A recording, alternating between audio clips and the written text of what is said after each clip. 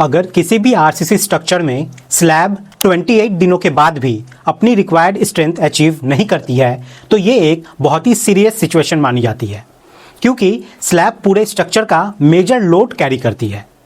आमतौर पर हम जानते हैं कि कंक्रीट अपनी डिज़ाइन स्ट्रेंथ का लगभग 90 से 99% स्ट्रेंथ 28 दिन में प्राप्त कर लेती है।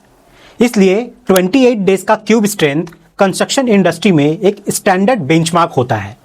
लेकिन अगर रिक्वायर्ड स्ट्रेंथ नहीं मिलता तो सबसे पहले घबराने की बजाय सिचुएशन को सही तरीके से एनालाइज करना बहुत ज़रूरी होता है। सबसे पहला कदम है कि क्यूब टेस्ट रिपोर्ट्स को प्रॉपरली वेरीफाई करें। कई बार टेस्टिंग में ही एरर हो जाता है, जैसे कि क्यूब कास्टिंग में सही से कॉम्पैक्शन नहीं हुआ, क्यूरिंग ठीक से नहीं की गई या टेस्टिंग मशीन के कैलिब्रेशन में प्रॉब्लम हो सकती है। इसलिए आपको ये कंफर्म करना होगा कि जो स्ट्रेंथ रिपोर्ट आई है वो एक्चुअली सही है या नहीं है। अगर शक हो तो सेम बैच के क्यूब्स को रीटेस्ट करना चाहिए या फिर आप एक नए सैंपल को लेकर टेस्ट कर सकते हैं। इसके बाद दूसरा महत्वपूर्ण कदम है साइट पर एक्चुअल स्लैब की कंडीशन का इंस्पेक्शन करना।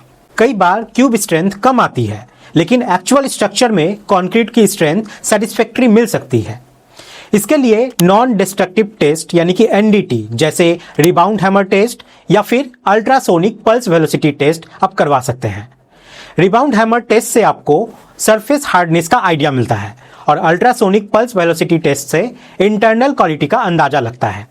इन दोनों टेस्ट के कॉम्बिनेशन से एक बेटर पिक्चर मिलती है कि कंक्रीट की एक्चुअल स्ट्रेंथ कितनी है। अगर एनडीटी रिजल्ट्स भी वीक स्ट्रेंथ इंडिकेट करते हैं तो अगला स्टेप होता है कोर कटिंग टेस्ट का। इसमें स्लैब से सिलिंड्रिकल कोर निकालकर लेबोरेटरी में उसकी कंप्रेसिव स्ट्रेंथ चेक की जाती है। यह सबसे रिलायबल तरीका होता है एक्चुअल इन सिटू स्ट्रेंथ जानने का। कोर टेस्ट का रिजल्ट ही फाइनल डिसीजन के लिए सबसे ज्यादा इंपॉर्टेंट होता है। अब हम जानेंगे कि अगर कोर कटिंग टेस्ट भी फेल हो गया तो हम क्या कर सकते हैं। लेकिन उससे पहले यह सवाल आता है कि स्लैब की स्ट्रेंथ कम क्यों आई। इसके पीछे कई रीजंस हो सकते हैं। सबसे कॉमन कारण है poor quality control during concreting, जैसे कि इनकरेक्ट मिक्स रेशियो, ज्यादा water cement ratio, low quality cement या एग्रीगेट का होना, प्रॉपर कॉम्पैक्शन का अभाव या क्यूरिंग में लापरवाही। अगर क्यूरिंग सही से नहीं हुई तो हाइड्रेशन प्रोसेस इनकम्प्लीट रह जाता है और कंक्रीट अपनी फुल स्ट्रेंथ डेवलप ही नहीं कर पाता। खासकर गर्मियों में क्यूरिंग बहुत क्रिटिकल हो जाती है, क्योंकि पानी जल्दी एवापोरेट हो जाता है। दूसरा कारण हो सकता है ओवरलोडिंग या अर्ली लोडिंग। अगर स्लैब पर डिजाइन स्ट्रेंथ अचीव होने से पहले ही लोड डाल दिया जाए, शटरिंग जल्दी हटा दी जाए या हेवी मटेरियल्स रख दी जाए तो इससे कंक्रीट के अंदर माइक्रो क्रैक्स डेवलप हो सकते हैं और उसकी स्ट्रेंथ कम हो सकती है। अब अगर ये कंफर्म हो जाता है कि स्लैब की स्ट्रेंथ कम है तो आगे क्या करना चाहिए। सबसे पहले स्ट्रक्चरल इंजीनियर से कंसल्टेशन बहुत जरूरी है। बिना प्रॉपर एनालिसिस के कोई भी डिसीजन लेना खतरनाक साबित हो सकता है। इंजीनियर लोड कैलकुलेशन करके ये चेक करता है कि एग्जिस्टिंग स्ट्रेंथ के साथ स्लैब सेफ है या नहीं है। अगर स्लैब की स्ट्रेंथ थोड़ी कम है लेकिन स्टिल सेफ लिमिट्स के अंदर है तो कई केसेस में स्ट्रक्चर को वैसे ही एक्सेप्ट कर लिया जाता है। लेकिन फ्यूचर सेफ्टी के लिए मॉनिटरिंग यहाँ पे बहुत जरूरी है। लेकिन अगर स्ट्रेंथ कम है तो स्ट्रेंथनिंग या रेट्रोफिटिंग की जरूरत पड़ती है। इसके ऊपर मैंने डिटेल में आप लोग के लिए एक वीडियो बनाया हुआ है, आप जाकर देख सकते हैं। इसी वीडियो के डिस्क्रिप्शन में मैंने लिंक डाल दिया है। लेकिन अगर शॉर्ट में समझे तो स्ट्रेंथनिंग के कई मेथड्स होते हैं। एक कॉमन मेथड है जैकेटिंग, जिसमें स्लैब के नीचे एडिशनल कंक्रीट लेयर और रेनफोर्समेंट प्रोवाइड किया जाता है ताकि उसकी लोड कैरिंग कैपेसिटी बढ़ाई जा सके। इसके अलावा एफआरपी यानी कि फाइबर रेनफोर्स्ड पॉलीमर रैपिंग भी एक मॉडर्न टेक्निक है, जिसमें कार्बन फाइबर शीट्स को स्लैब के नीचे अप्लाई किया जाता है, जिससे स्ट्रेंथ और स्टिफनेस दोनों बढ़ती है। कई बार स्टील प्लेट बॉन्डिंग टेक्निक भी बहुत काम आती है, जिसमें स्लैब के नीचे स्टील प्लेट्स को इपॉक्सी के माध्यम से अटैच किया जाता है। इससे भी लोड कैरिंग कैपेसिटी इंप्रूव होती है। लेकिन ये सभी मेथड्स प्रॉपर डिजाइन और एक्सपर्ट सुपरविजन में ही करना चाहिए। अगर स्लैब की कंडीशन बहुत ज़्यादा खराब है और स्ट्रेंथनिंग फीजिबल नहीं है तो डिमोलिशन ही लास्ट ऑप्शन बचता है। हालांकि ये कॉस्टली और टाइम कंज्यूमिंग होता है, लेकिन सेफ्टी के लिए कभी कभी ये भी करना होता है।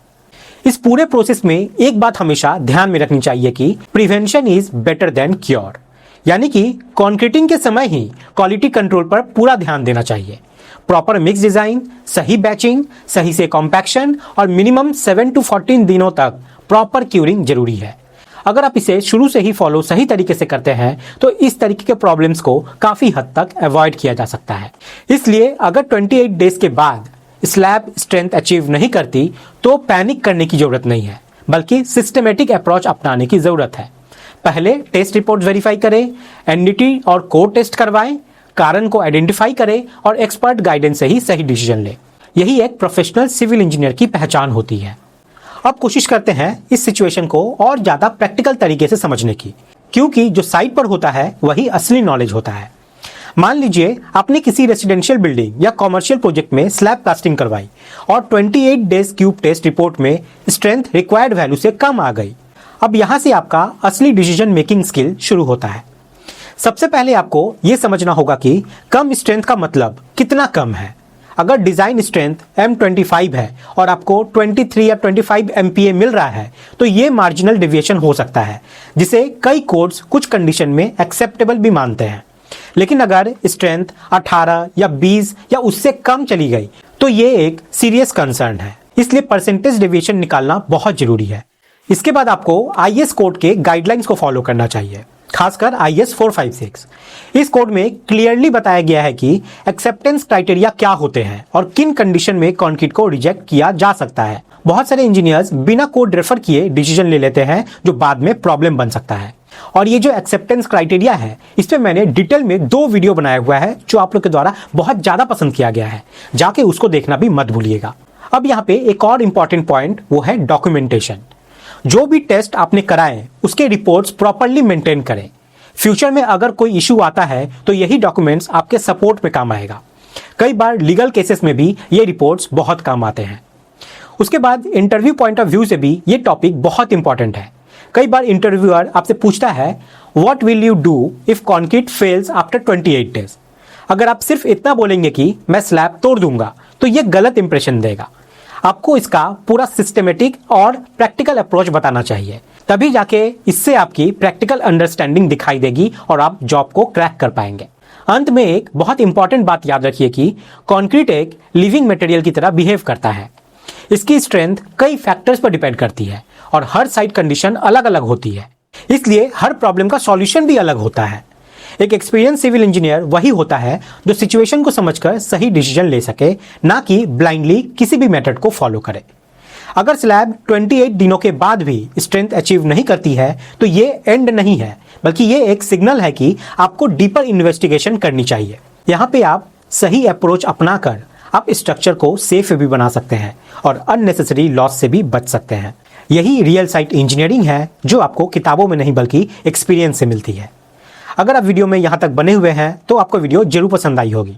पसंद आया है तो एक लाइक और एक शेयर जरूर कीजिएगा और हमारे चैनल को सब्सक्राइब जरूर कर लीजिएगा, क्योंकि ऐसी ही प्रैक्टिकल नॉलेज मैं डेली आप लोग के लिए लेके आता हूँ। मिलते हैं अगले वीडियो में, तब तक के लिए धन्यवाद।